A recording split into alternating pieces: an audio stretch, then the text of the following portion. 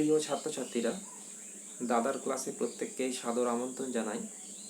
তো আজ আমরা শুরু করতে চলেছি বাংলা ব্যাকরণের সমাস অংশটি। ভিডিওটি বিস্তারিত না করে চলো দেখে নেওয়া যাক। পর্ব 1, সমাস। সমাস জানতে গেলে আমাদের কোন কোন বিষয়গুলির সম্বন্ধে পরিচিত হওয়া উচিত আমরা বিস্তারিত সময়ে সেগুলো জেনে নেব। সমাসের খুঁটিনাটি বিষয়গুলো জেনে নেওয়া যাক।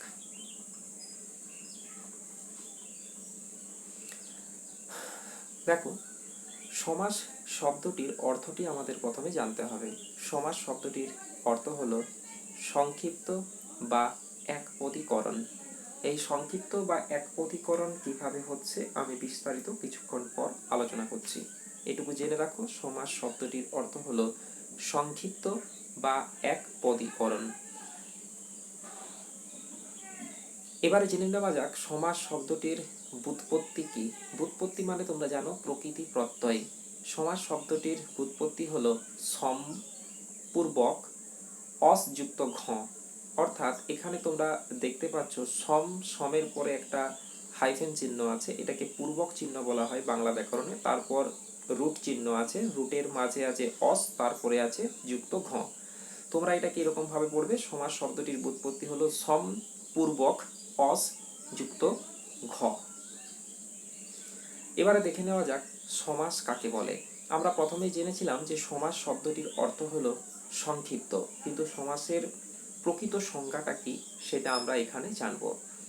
সমাস কাকে বলে না, সংক্ষেপে সুন্দর করে বলবার উদ্দেশ্যে পরস্পর অর্থ সম্বন্ধযুক্ত দুই বা তার বেশি পদকে এক পদে পরিণত করার নাম হলো সমাস।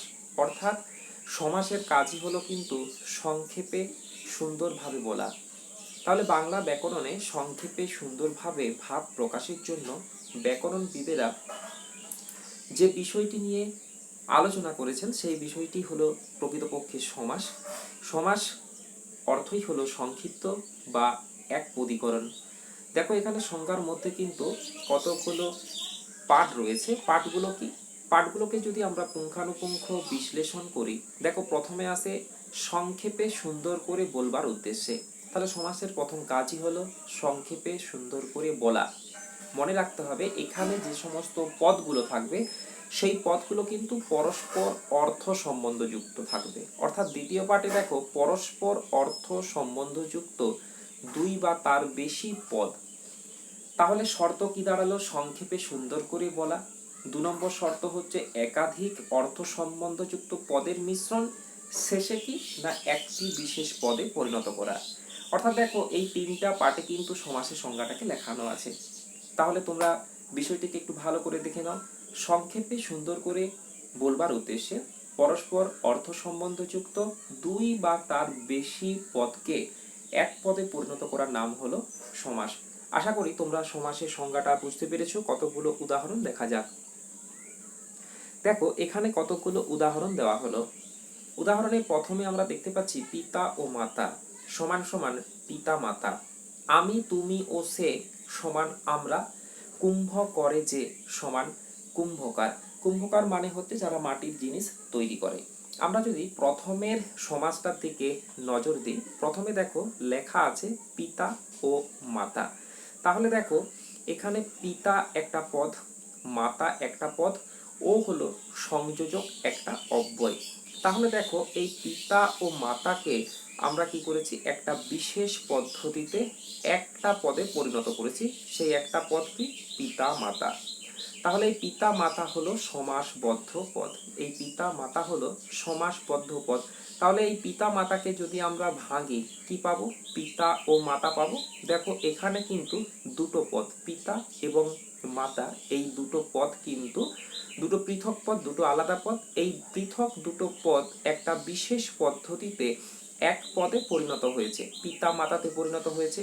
ওই যে আমরা প্রথমেই দেখেছিলাম যে সমাস শব্দটির অর্থ কি। সমাস শব্দটির অর্থ হচ্ছে সংক্ষিপ্তকরণ বা এক পদীকরণ। দেখো এখানে পিতা মাতা দুটো পদ, এই দুটো পদ সমাস পদ্ধতিতে একটা পদে পরিণত হয়েছে। এই একটা পদ পিতা এবং মাতা।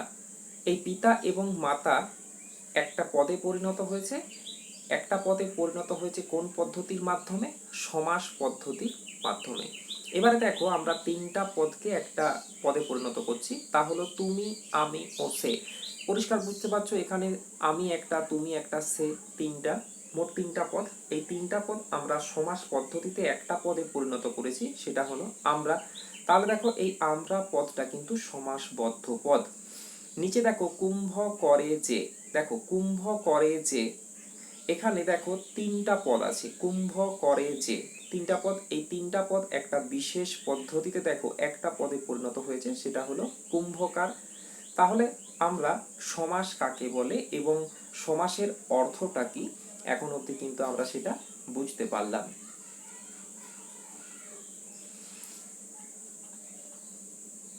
এবারে আমাদের জানতে হবে সমস্ত পদ কাকে বলে।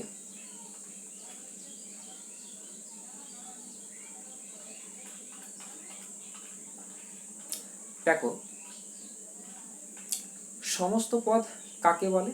সমস্ত পদ হচ্ছে সমাসে একাধিক পদ মিলিত হয়ে যে একটি নতুন পদ গঠন করে তাকে সমস্ত পদ বা সমাসবদ্ধ পদ বলে। সংজ্ঞাটাকে একটু ভালো করে খেয়াল করলে দেখতে পাবে, সমাসে একাধিক পদ মিলিত হয়ে যে একটি নতুন পদ গঠন করে, নতুন ওটা পদ আছে, ওটা পদ হবে, নতুন পদ গঠন করে তাকে সমস্ত পদ বা সমাসবদ্ধ পদ বলে।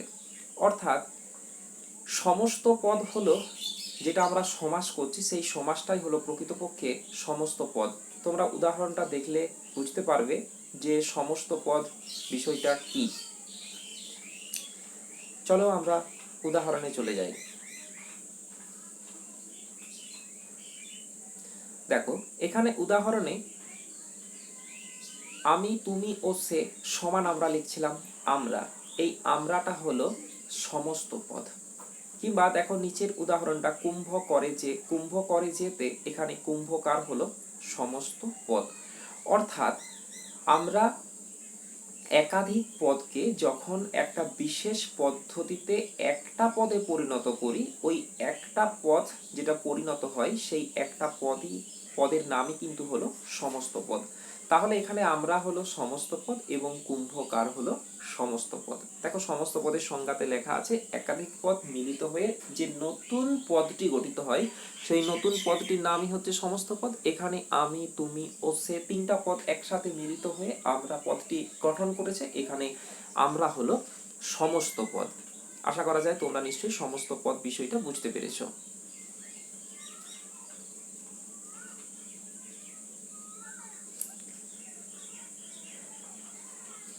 এবারে সমস্যমান পদ কাকে বলে?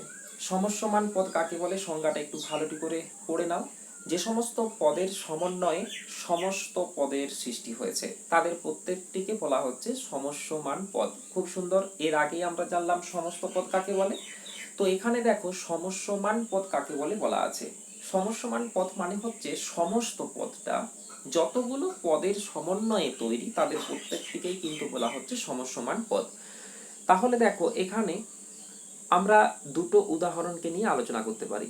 এক নম্বর হচ্ছে হ্রদ দেখা। আচ্ছা বলতো এই হ্রদ দেখা পদটা কতগুলো পদের সমন্বয়ে গঠিত? ঠিক, নিশ্চয়ই দুটো পদের সমন্বয়ে গঠিত, একটা হচ্ছে হ্রদ আর একটা হচ্ছে দেখা।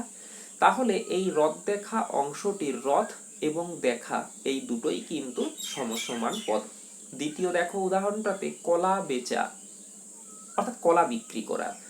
কলা বেচাতে দেখো দুটো পদ আছে, এক কলা এবং বেচা, এই দুটো পদকেই কিন্তু বলা হচ্ছে সমস্যমান পদ। যেহেতু হ্রদ দেখা এবং কলা বেচা এইগুলো সমস্ত পদ, এই সমস্ত পদের মধ্যে যতগুলো পদ থাকবে তাদের প্রত্যেকটি পদকেই কিন্তু বলা হচ্ছে সমস্যমান পদ। তাহলে দেখো এই সমস্ত পদটাকে আমি বিশ্লেষণ করেছি এই অংশটার মধ্যে। দেখো হ্রদ, তারপরে লেখা আছে দেখা, তাহলে এই হ্রদ দেখা হলো সমস্যমান পদ। আশা করা যায় তোমরা সমস্যমান পদের সংজ্ঞাটা বুঝতে পেরেছো। তবু আমি আরো একবার সমস্যমান পদটাকে আলোচনা করছি।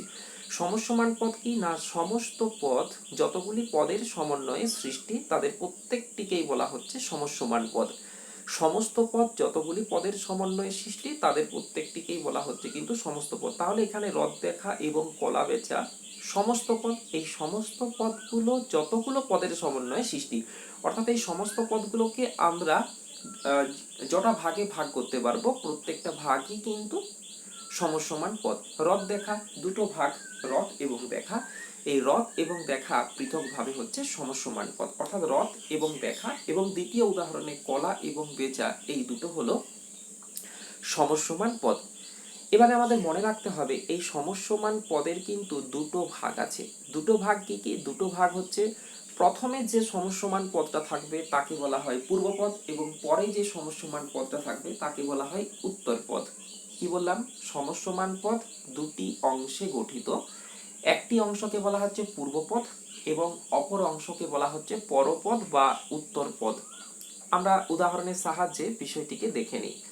দেখো, পূর্বপদ ও উত্তরপদ কাকে বলে অনেক সময় কিন্তু প্রশ্ন আসে। তাহলে আমরা সমাসের যদি সমস্ত পদের সংজ্ঞাটা জানি, সমসমান পদের সংজ্ঞাটা যদি আমরা বলতে পারি, সেখানেই আমরা বলতে পারি যে সমসমান পদের প্রথমে অবস্থিত পদটিকে পূর্বপদ বলে এবং সমসমান পদের পরে অবস্থিত পদগুলিকে বলা হয় উত্তরপদ।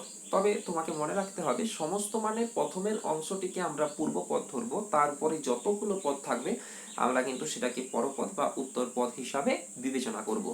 দেখে নেওয়া যাক সংজ্ঞাটা। সমসমান পদের প্রথমে অবস্থিত পদটিকে পূর্বপদ বলে ও পূর্বপদের পরে অবস্থিত পদকে বলা হয় উত্তরপদ। দেখো, আমরা আগের যে উদাহরণে দেখেছিলাম রথ দেখা কলা বেচা, তাই তো? রথ দেখা, দেখো এই রথ দেখা সমগ্র অংশটিকে সমসমান পদ। এই সমসমান পদের প্রথমে আছে কে? রথ। তাহলে রথ হলো পূর্বপদ এবং দেখা আছে পরে, এই দেখা হলো পরপদ। দ্বিতীয় উদাহরণে দেখো কলা বেচা, কলা প্রথমে আছে তাই কলা হলো পূর্বপদ, বেচা হলো পরপদ বা উত্তরপদ। আশা হত, এই আশা হলো পূর্বপদ এবং হত হলো পরপদ। তোমরা আরো একাধিক উদাহরণকে সংগ্রহ কর, তারপর পূর্বপদ এবং পরপদগুলোকে তোমরা নিজেরা খুঁজে বের করার চেষ্টা করো।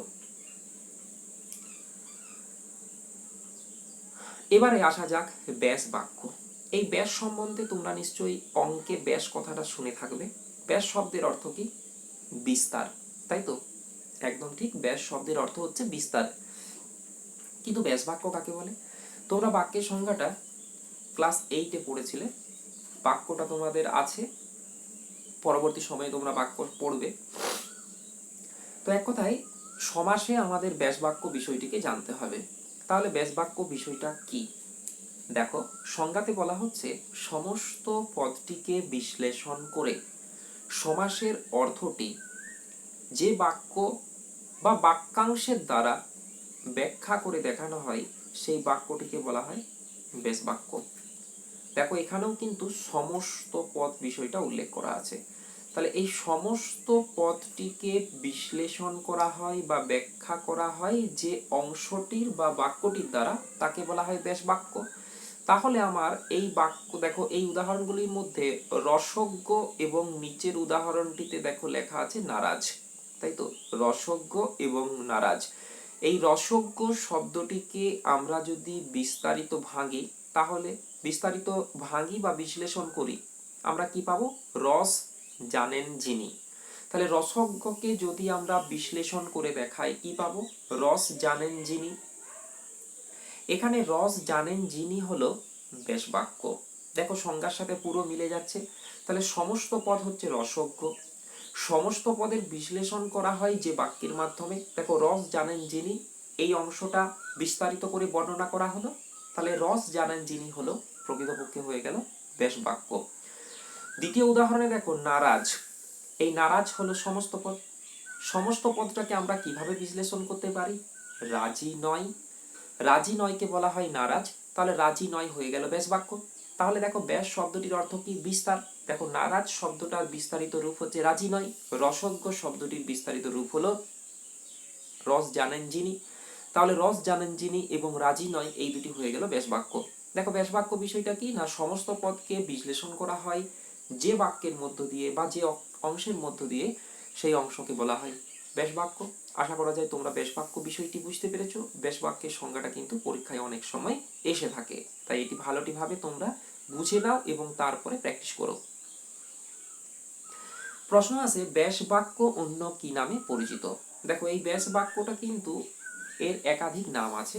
যেমন ধরো আমাদের বিভিন্ন রকম নামে আমাদের আমাদের বন্ধু বান্ধব, বাবা মা, আত্মীয় স্বজন ডেকে থাকে, কিন্তু তারপরেও তো আমাদের একটা নাম আছে যেই নামের দ্বারাই আমাদের পরিচিতি পাই। যেমন স্কুলে আমাদের যে নামে ডাকা হয়, বাড়িতে নিশ্চয়ই অনেককে সেই নামে ডাকা হয় না, আবার অনেককে হয়তো ডাকাও হয়ে থাকে।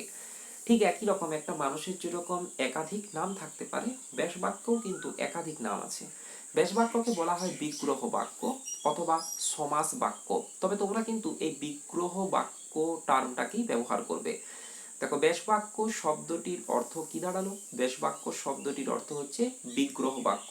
এটা কিন্তু মাধ্যমিকে অনেকবার এই প্রশ্নটা রিপিট হয়েছে। তাহলে ব্যাস বাক্য শব্দটার অর্থ কি দাঁড়ালো, বা ব্যাস বাক্য অন্য কি নামে পরিচিত? বিগ্রহ বাক্য। একে সমাস বাক্য কিন্তু বলা হয়, অর্থাৎ সমস্ত পদটাকে কিন্তু বিশ্লেষণ করা হচ্ছে। আমরা আজকে যে সমগ্র অংশটা আজকে আলোচনা করলাম, সেই আলোচনাটা দেখো সার সংক্ষেপ এখানে লেখা আছে। প্রথমে দেখো সমস্ত পদ। সমস্ত পদকে আমরা দুটো ভাগে ভাগ করছি, পূর্বপদ, পরপদ, ব্যাস বাক্য এবং সমস্ত পদ। তাহলে সমস্ত পদ বিষয়টা কি? সমস্ত পদ মানে হচ্ছে যে সমাসবদ্ধ পদ যেটা, সেটাকেই বলা হচ্ছে সমস্ত পদ। মানে একাধিক পদ মিলিত হয়ে যে নতুন পদটা গঠন করে সেই পদটার নামই হচ্ছে সমস্ত পদ। ঠিক আছে? তাহলে সমস্ত পদটা কি না? সমস্ত পদ হচ্ছে একাধিক পদ মিলিত হয়ে যে নতুন পদটি গঠন করে সেই পদটিকে বলা হচ্ছে সমস্ত পদ।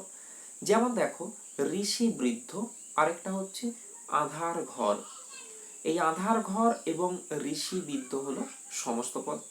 তাহলে দেখো, সমস্যমান পদ কাকে বলে? সমস্যমান পদ হচ্ছে সমস্ত পদ যতগুলি পদের সমন্বয়ে তৈরি তাদের প্রত্যেকটিকে বলা হচ্ছে সমস্যমান পদ। তাহলে দেখো এখানে ঋষিবৃদ্ধ, ঋষিবৃদ্ধ কটি পদের সমন্বয়ে তৈরি? দুটি পদ, একটা বৃদ্ধ এবং ঋষি। দেখো এখানে কিন্তু আমি ঋষি এবং বৃদ্ধ করিনি, এখানে কিন্তু বৃদ্ধ এবং ঋষি হয়েছে। এখানে বলে রাখা উচিত যে এই যে সমস্ত পদগুলো কোনটা আগে বসবে কোনটা পরে বসবে, এটা কিন্তু একটা নিয়মের উপরে নির্ভরশীল। ঠিক আছে? যেমন ধরো, সচরাচর কি হয় যে ফেব্রুয়ারি মাস 28 দিনে হয়, তাই তো? কিন্তু অধিবর্ষ বছরে ফেব্রুয়ারি মাস 29 দিনে হয়, যেটা একটা নিয়মের বাইরে চলে আসে, তাই তো? 28 দিনের পরিবর্তে ফেব্রুয়ারি মাসটা 29 দিনে হয়ে যায়। ঠিক একই রকম সমাসেরও কিছু নিয়ম আছে। তো এই নিয়মগুলো বিস্তারিত পরবর্তী ভিডিওতে আলোচনা করব। তো এখন বিষয়টা একটু দেখে নাও। প্রথমে ঋষিবৃদ্ধ, এটা সমস্ত পদ। তাহলে সমস্ত পদের সংজ্ঞাটা কি বলেছিলাম? সমস্ত পদের সংজ্ঞাটা বলেছিলাম যে একাধিক পদ মিলিত হয়ে যে নতুন পদটি গঠন করে সেই নতুন পদটির নাম সমস্ত পদ, তাই তো? এটাই হচ্ছে সমাস। এই সমস্ত পদটাকে বিশ্লেষণ করা হচ্ছে, দেখো যে বাক্যের মধ্য দিয়ে এই সমস্ত পদটিকে বিশ্লেষণ করা হচ্ছে, যে বাক্যটির মধ্য দিয়ে, তার নাম হচ্ছে ব্যাস বাক্য। দেখো, ঋষি বৃদ্ধ সমান আমরা কি বলতে পারি? বৃদ্ধ যে ঋষি। তাহলে বৃদ্ধ যে ঋষি হয়ে গেল ব্যাস বাক্য।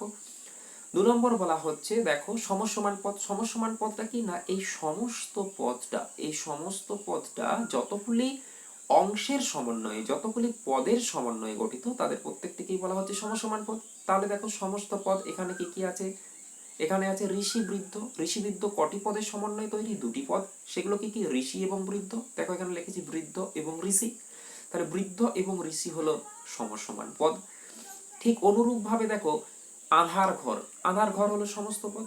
তাহলে আধার ঘর যদি সমস্ত পদ, এই সমস্ত পদকে ব্যাখ্যা বা বিশ্লেষণ করা হচ্ছে ব্যাস বাক্যের মধ্য দিয়ে। দেখো আধার যে ঘর হয়ে গেল ব্যাস বাক্য।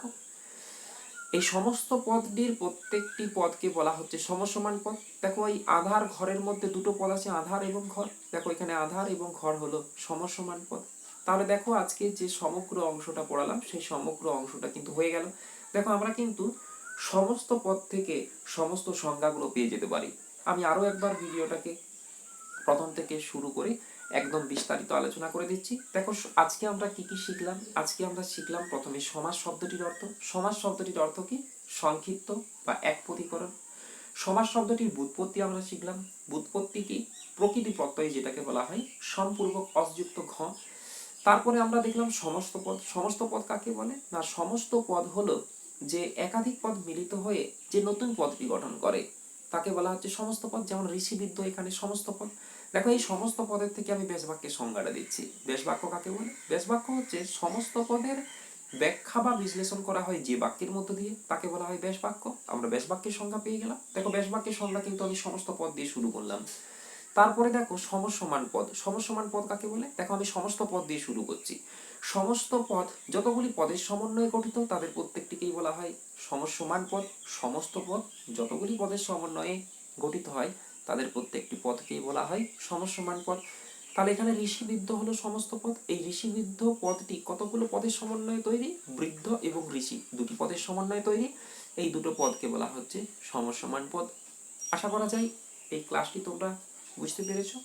এই ক্লাসটি তোমাদের এখানেই শেষ করলাম। পরবর্তী ভিডিওতে তোমাদের সাথে আবার আলোচনা হবে। ভালো থেকো, সুস্থ থেকো।